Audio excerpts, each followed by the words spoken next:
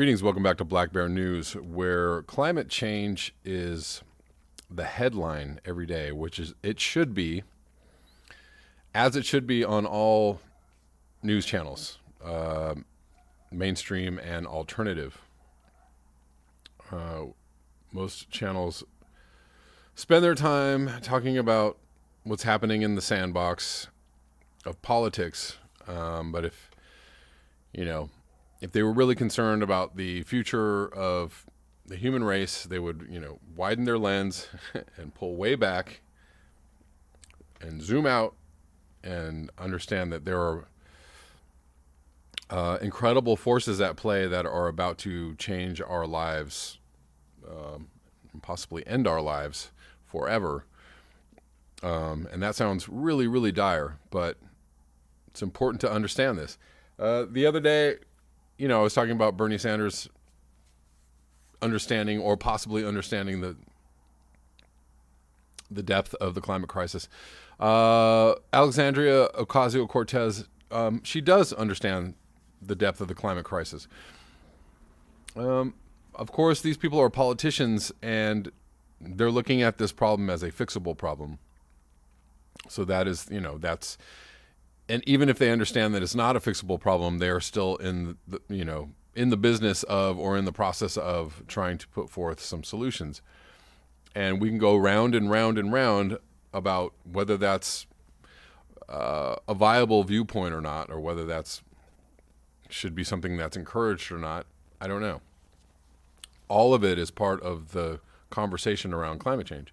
Lots of people think that, they should just build their little escape pods and enjoy themselves for the next whatever 5 or 10 years or whatever it is, and that's one way to do it. But we still have a functioning society, and we still have a world that is livable. So fighting for that until the end, for me, is important.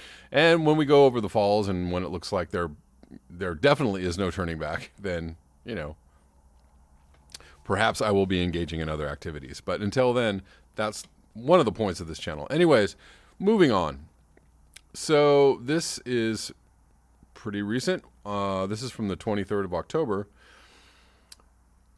Alexandria Ocasio-Cortez is questioning Exxon officials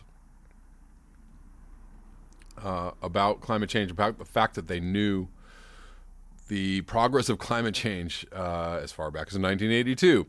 And also this has to do with the fact that Exxon sowed doubt. I'm going to read another article. Sowed doubt about the climate crisis. Anyways, let's hear a little bit about this interview.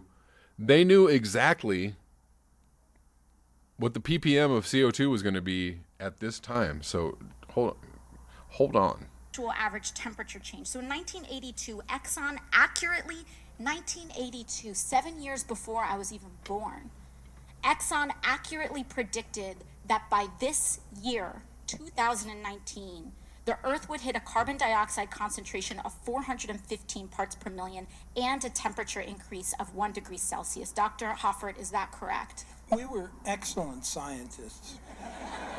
Yes, you were. Yes, you were. And that,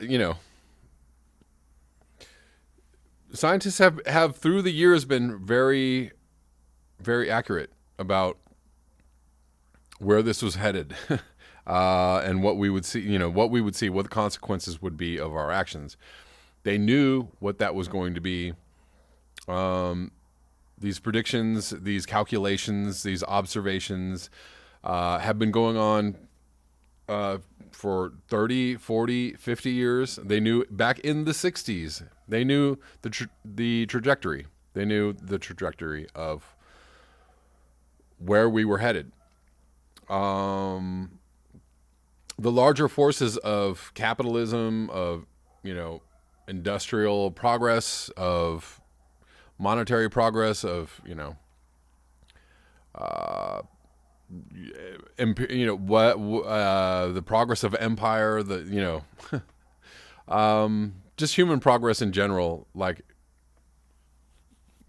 in some way demanded that we did not respond to this news or respond to this knowledge.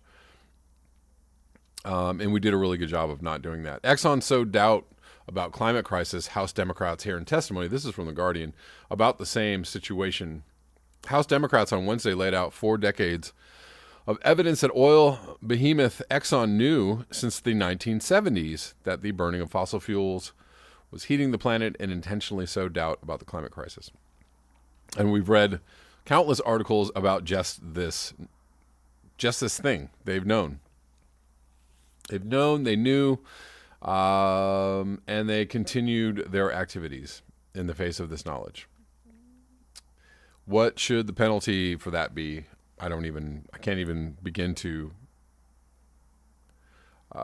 guess at. But the testimony came in a hearing in a House Oversight Committee on Civil Rights just a day after ExxonMobil began a trial in New York City over misleading investors on the business risks from government rules meant to address the climate crisis. Exxon's role in hiding the mounting emergency has been widely publicized for 4 years. Since the publication of an investigation by Inside Climate News, the Los Angeles Times, and the Columbia Journalism School, court proceedings and additional reporting have found more proof of Exxon's longtime knowledge of the problem.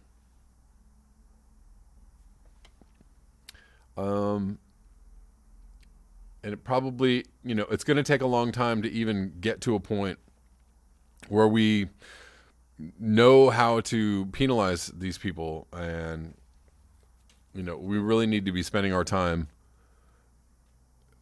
reversing the effects of all of this. I don't know, this is great. All these hearings and testimony and court proceedings and possible lawsuits, all of that is fine and well, but that's not going to change our situation right now.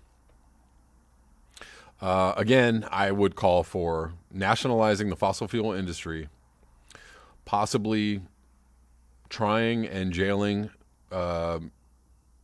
CEOs or people involved in the industries that were complicit in hiding or in continuing this destruction. But the government and these industries have been in lockstep. So, you're going to have to round up a lot of people if you're going to, if you're really going to throw the hammer down.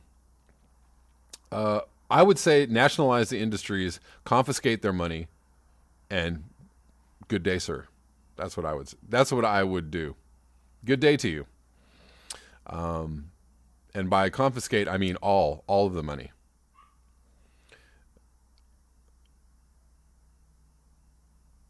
What they did was wrong. They spread doubt about the dangers of climate change. Said Martin Hofert, who was a scientist consultant for Exxon Research and Engineering in the 1980s. The effect of this disinformation was to delay action internally and externally. As a result, in my opinion, homes and livelihoods will likely be destroyed and lives lost. And by lives, possibly all of them. So, it's pretty large consequences. Not just homes destroyed and lives lost, like our home, everyone's home, and everyone's lives lost. How's that for oops? Thank you so much for your eyes, your ears, and your conscience. If you would like to support this channel, you can do so at the links below. Until next time, peace.